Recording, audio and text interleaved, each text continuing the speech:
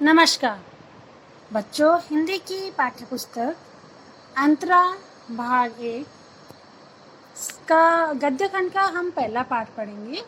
ईदगाह।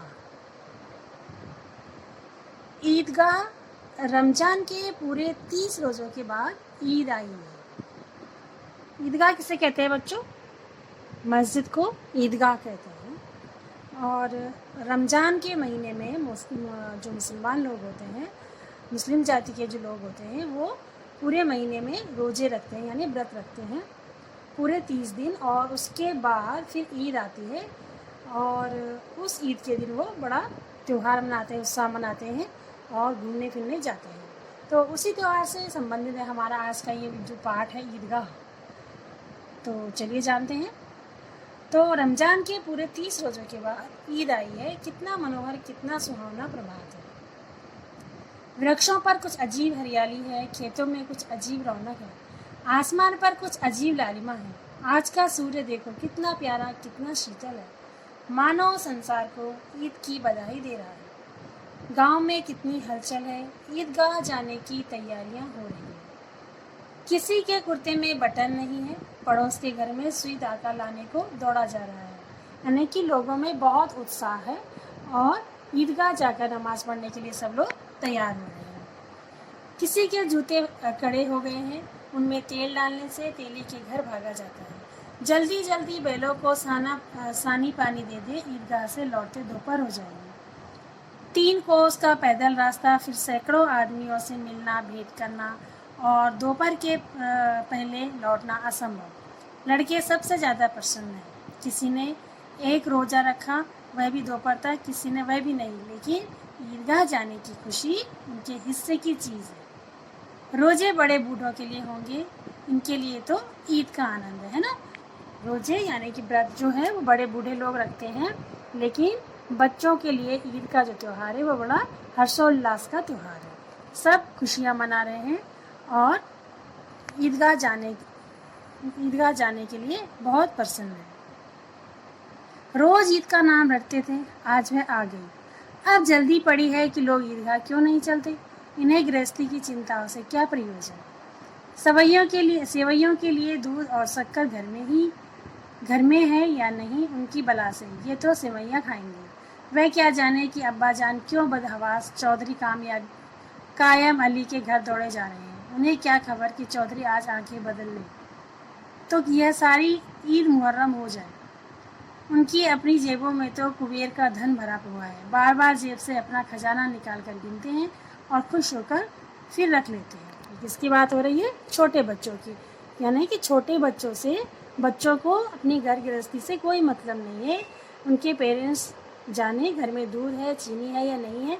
बच्चों का तो सेवैये का त्यौहार है, ईद का त्यौहार है, उन्हें तो सेवैये खाने हैं, चाहे कहीं से भी खिलाओ। ठीक है। तो महमूद भी गिनता है। बच्चे अपने जो जेब खर्च के पैसे होते हैं वो ईद के दिन के लिए रखे रहते हैं, त्यौहार के दिन के लिए। और ऐसे ही जो महमूद है उसके पास भी कुछ पैसे हैं, वो गिनता है। 1, 2, 10, 11, उसके पास 12 पैसे हैं।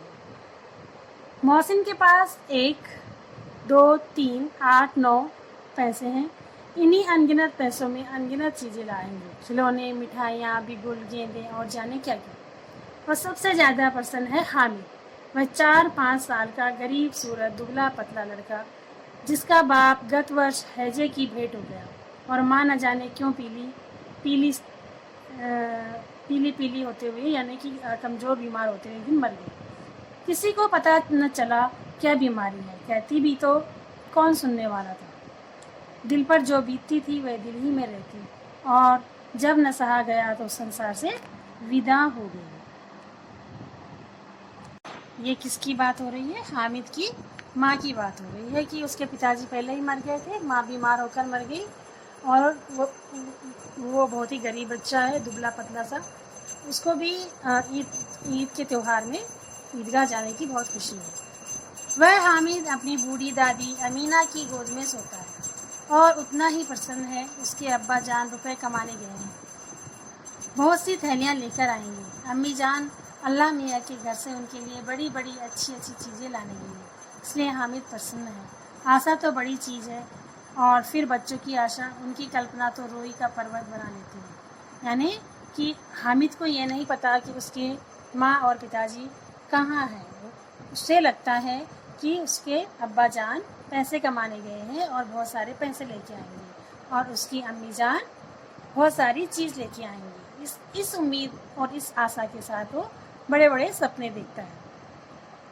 हामिद के पाँव में जूते नहीं हैं, सिर पर एक पुरानी दुरानी टोपी है जिसका गोटा काला पड़ गया है, फिर भी वह प्रसन्न है।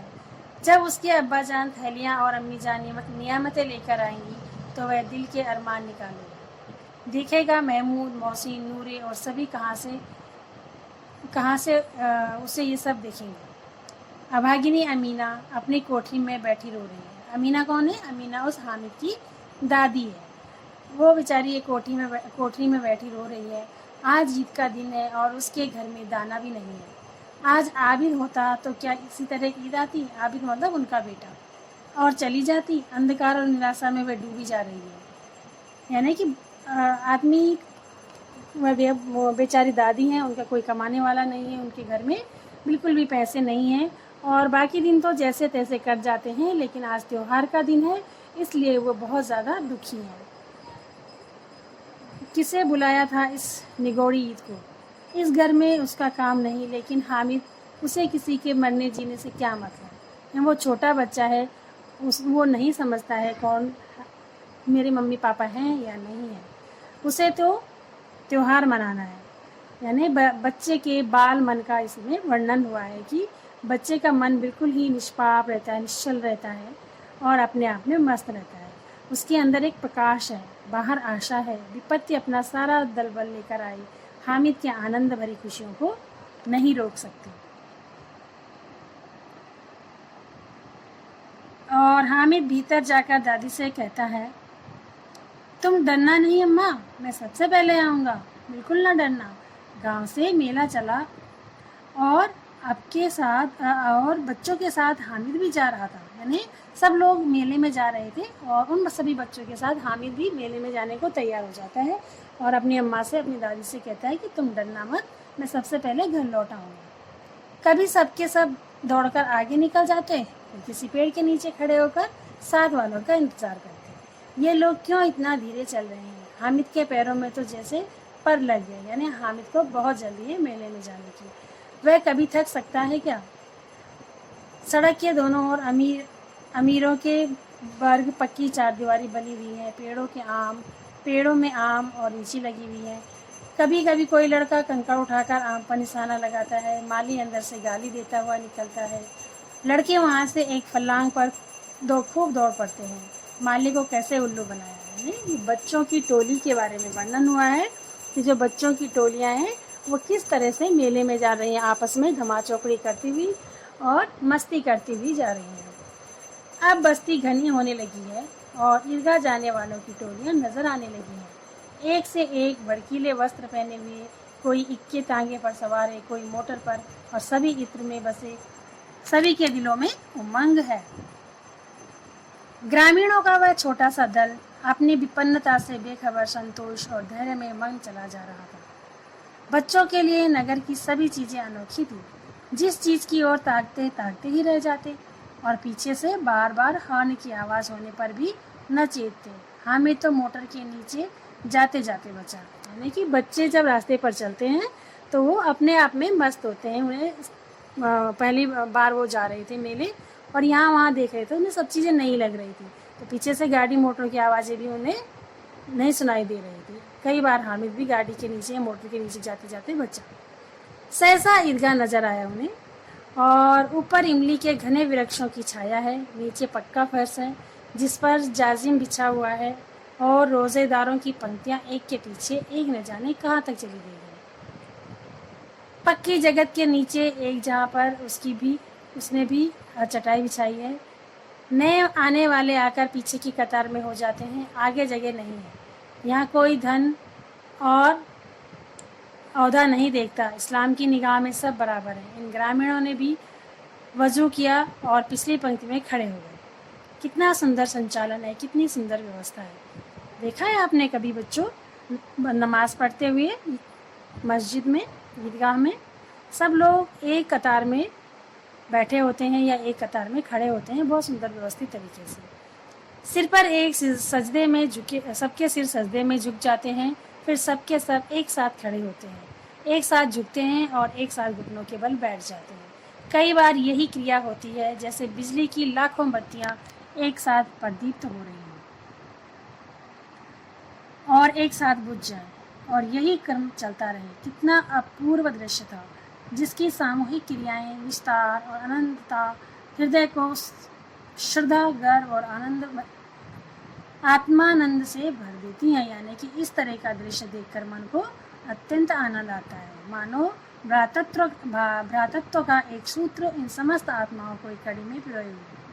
यानी अलग अलग जगह से आए हुए लोग, अमीर गरीब, सब वहाँ पर एक हो जाते हैं और एक साथ एक व्यवस्था के साथ नमाज पढ़ते हैं। नमाज खत्म हो गई है, लोग आपस में गले मिल रहे हैं और तब मिठाई और खिलौने की दुकान पर धावा होता है। ग्रामीणों का वह दल इस विषय में बालकों से कम उत्साही नहीं है। यानी कि गांव के लोगों के मन में भी बच्चों की तरह ही उत्साह और उमंग है। यह देखो हिंडोला है, एक पैसा देकर जाओ, कभी आसमान पर जाते हुए मालूम होंगे, कभी ज़मीन पर गिरते हुए चरखी, है ना, जो सामान बेचने वाले होते हैं वो इस तरह से अपने सामान की तारीफ कर रहे हैं। चरखी है, लकड़ी के हाथी हैं, घोड़े हैं, ऊँट है, छड़ों से लदी हुई है। यह एक पैसा देकर बैठ जाओ और 25 चक्कर लगा लो और मज़े ले लो। महमूद और मोहसिन, नूरे और सम्मी, ये सभी ऊँटों पर बैठते हैं। ठीक है, ये कौन है? हामिद के दोस्त हैं। हामिद बेचारा दूर खड़ा है और 3 ही पैसे तो उसके पास है। हामिद के पास 3 ही पैसे हैं। अपने कोष का 1/3 जरा सा चक्कर खाने के लिए वह नहीं दे सकता। वो क्या कह रहा है, 3 पैसे में से 1 चक्कर खाने के लिए वो अपने पैसे उसको नहीं दे सकता है। खिलौना मन तो उसका भी बहुत कर रहा है, आखिर बच्चा है, लेकिन वो उसके पास इतने पैसे नहीं हैं, इसलिए वो नहीं झूल सकता। खिलौनों के बाद मिठाइयाँ आती हैं। किसी ने रेवड़ियाँ ली हैं, किसी ने गुलाब जामुन, किसी ने सोहन हलवा, मज़े से खा रहे हैं। हामिद बिरादरी से पृथक है, यानी वो उन सब से दूर खड़ा है। अभागी के पास 3 पैसे हैं, क्या नहीं कुछ लेकर खाता, ललचाई आंखों से उन सभी को देखता है। अब हामिद के दोस्त जो हैं वो मिठाइयों की दुकानों पर जाते हैं और तरह तरह की मिठाइयाँ खाते हैं, लेकिन हामिद के पास पैसे ही नहीं हैं। तो बेचारा हामिद उनकी तरफ ललचाई आंखों से देखता है, लेकिन वो मिठाई नहीं खरीदता। मिठाइयों के बाद कुछ दुकानें लोहे की चीज़ की हैं, कुछ गिल्लट और कुछ नकली गहनों की। लड़कों के लिए यहाँ कोई आकर्षण न था, वह सब आगे बढ़ जाते हैं। हामिद लोहे की दुकान पर रुक जाता। कई चिमटे रखे हुए थे। उसे ख्याल आया, दादी के पास चिमटा नहीं है। तवे से रोटियां उतारती है तो हाथ जल जाता है। अगर वह चिमटा ले जाकर दादी को दे दे तो वह कितनी प्रसन्न होगी। फिर उनकी उंगलियां कभी नहीं जलेंगी। घर में एक काम की चीज़ हो जाएगी और खिलौने से क्या फ़ायदा, व्यर्थ में पैसे खराब होते हैं। ठीक है, क्या सोचा उसने कि उसकी दादी की उंगलियां जलती हैं जब वो रोटी बनाती हैं, और वो चिमटा ले जाएगा तो वो घर में एक उपयोगी चीज़ हो जाएगी। खिलौना तो थोड़ी देर रहेगा, फिर टूट जाएगा, ख़राब हो जाएगा, तो उस पर पैसे बर्बाद होंगे। उसने दुकानदार से पूछा कि ये चिमटा कितने का है। दुकानदार ने उसकी ओर देखा और कोई आदमी नहीं था जो जिसने चिमटे के बारे में पूछा। उसने देखकर कहा, यह तुम्हारे काम की चीज़ नहीं है जी, बिकाऊ है कि नहीं? किसने पूछा? हामिद ने। तो उसने कहा, बिकाऊ क्यों नहीं है और यहाँ क्यों लाए हैं? तो बताता क्यों नहीं कि कितने पैसे का है? 6 पैसे लगेंगे। हामिद का दिल बैठ गया। ठीक ठीक बताओ। ठीक ठाक 5 पैसे लगेंगे, लेना हो लो, नहीं तो चलते बढ़ो। हामिद ने कलेजा मजबूत करके कहा, 3 पैसे ले लो। क्या हामिद ने कलेजा मजबूत करके कहा, 3 पैसे लोगे? यह कहता हुआ वह आगे बढ़ गया कि दुकानदार की घुड़कियाँ न सुने, क्योंकि दुकानदार ने उसको 5 पैसे लास्ट कीमत बताई थी, लेकिन उसके पास तो 3 ही पैसे थे। अब वो दुकानदार को बोल के गया कि 3 पैसे में दोगे, लेकिन दुकानदार ने घुड़कियाँ नहीं दी, बुलाकर चिमटा दे दिया। हामिद ने उसे इस तरह से रखा मानो बंदूक है और शान से करता हुआ चला जा रहा था। 11 बजे सारे गांव में हलचल मच गई। मेले वाले आ गए। मोहसिन की छोटी बहन ने दौड़कर भिश्ती उसके हाथ से छीन लिया और मारे खुशी के जो उछली तो जो मियाँ भिश्ती थे वो नीचे गिर गए और सुरलोक सिधार गए, यानी कि टूट गए। इस पर भाई बहन में खूब मारपीट हुई। दोनों खूब रोए। उनकी अम्मा शोर सुनकर बिगड़ी और दोनों को ऊपर से 2-2 चांटे और लगा लिए। और मियाँ हामिद का हाल सुनिए। अमीना उसकी आवाज़ सुनते ही दौड़ी और उसे गोद में उठाकर प्यार करने लगी। अमीना कौन? उसकी दादी। और उन्होंने पूछा कि ये चिमटा तुम्हारे पास कहाँ से आया? उसने कहा मैंने मोल लिया है। दादी ने पूछा कै पैसे में? बोला 3 पैसे दिए। अमीना ने छाती पीट ली। है कैसा बेसमझ लड़का है कि दोपहर हुआ कुछ खाया न पिया, लाया क्या चिमटा। सारे मेले में तुझे और कोई चीज़ न मिली जो ये चिमटा, सारे मेले में तुझे कोई और चीज़ न मिली जो ये लोहे का चिमटा उठा लाया। यानी उसकी दादी को बहुत दुख हुआ कि बेचारा 3 पैसे तो लेके गया था और उन 3 पैसों से दिन भर भटकता रहा, इसलिए कुछ भी नहीं खाया और चिमटा उठाकर ले आया। हामिद ने अपराधी भाव से कहा तुम्हारी उंगलियां तवे से जल जाती थी, इसलिए मैंने इसे लिया है। बुढ़िया का क्रोध तुरंत स्नेह में बदल गया और स्नेह भी वह नहीं जो प्रगल्भ होता है और हम अपनी सारी कसक शब्दों में बिखेर देता है।